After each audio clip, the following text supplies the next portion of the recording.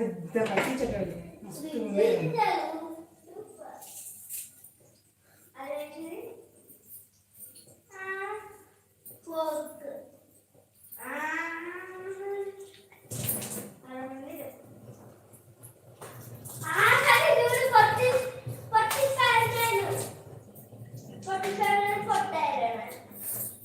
అవి టాయ్స్ రా.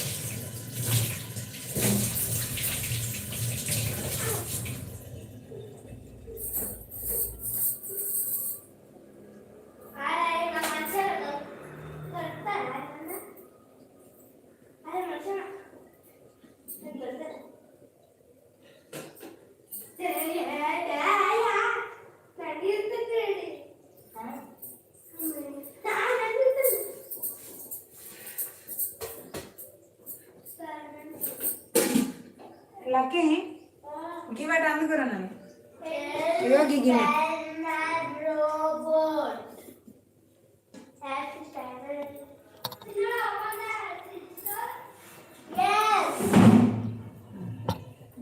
హలో ఉల్లా, ఎట్లున్నారా అందరు? మంచిగా ఉన్నారా? మళ్ళా వంటగది కాడికే వచ్చేసినాం. ఏం చేద్దాం ఉల్లా, కొద్దిగా లేచిందంటే తినకుండా ఉంటామా ఏంది మనం ఇవ్వలేమన్నా?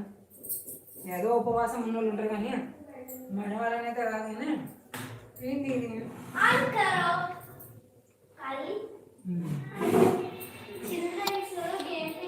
లైట్ ప్రాబ్లం వల్ల అది కొంచెం అట్లా చూపిస్తుంది లోపలికి పోతూ ఉంటే. వినాయక చవితి దావత్ థమ్స్అప్. మా ఇంట్లో ఏ దావత్ అయినా కూడా ఖచ్చితంగా థమ్స్అప్ ఉంటుంది. ఎందుకంటే థమ్స్అప్ తప్ప వేరే ఇంకేం కూడా తాగను. అది సెలబ్రేషన్ ఇది అనమాట. అట్లనే కాదు కానీ అసలు చెప్పాలంటే ఇలా పొద్దు కదా మస్తు కొట్టింది ఎండ. మరి ఎండ మంచిగా వచ్చిందంటే బట్టలన్నీ మొత్తం పొతం పెట్టాలి కదా, అందుకోసమని అవన్నీ పొతం పెట్టిన. పాపం ఇంకా నాకు చేతనైతుందో లేదో అని ఆలోచించి మా ఆయన థమ్స్అప్ తీసుకొని వచ్చింది. ఎలాంటి సిచ్యువేషన్లో ఉన్నా కొంచెం థమ్స్అప్ తీసుకొచ్చిండే తాగిందంటే బండి నడుస్తుంది, అందుకోసమనే తీసుకొని వచ్చింది. ఇక్కడ ఎండ ఫోకస్ బాగా వస్తుంది, సో అందుకనే మనకు అది ఇటు నుంచి అలా తీసుకొని ఒకసారి అలాగే అటు నుంచి అలా తీసుకొని ఒకసారి డిస్టర్బెన్స్ అవుతుంది.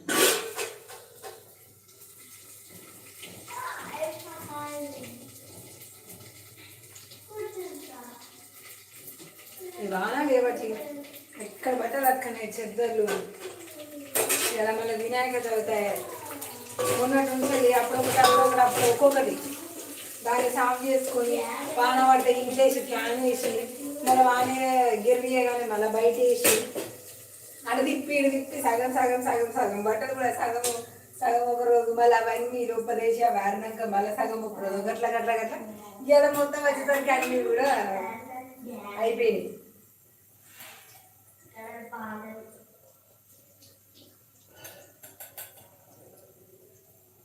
ఇక సాయంత్రం అయితే ఇక షురు అవుతుంది ఇక సౌండ్. ఇక సాయంత్రం నుంచి అది షురు అయ్యి మళ్ళీ 9 రోజులు దాకుంటుంది. కొన్ని గదిలైనా అసలు 11 పెడుతున్నారు, 13 రోజులు పెడుతున్నారు. ఇక కొంచెం నచ్చినట్టుగా పెట్టుకుంటున్నారు కానీ అసలుకి అయితే పెట్టేది 9 రోజులు.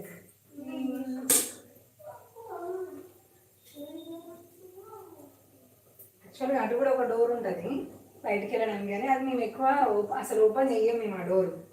ఎందుకు ఈ కిచెన్లోకి సూటింగ్ ఉంటుంది కదా, అనవసరంగా ఓపెన్ చేస్తే డస్ట్ అంతా పడుతుందని అది క్లోజ్ చేసి ఉంచుతాం కదా. కొంచెం ఇక మెయిన్ డోర్కి మిర్రర్స్ లాంటివి ఉంటాయి కదా సైడ్కి, అవి ఆ ఫోకస్ అనేది బాగా పడుతుంది. ఇలా కాకరకాయ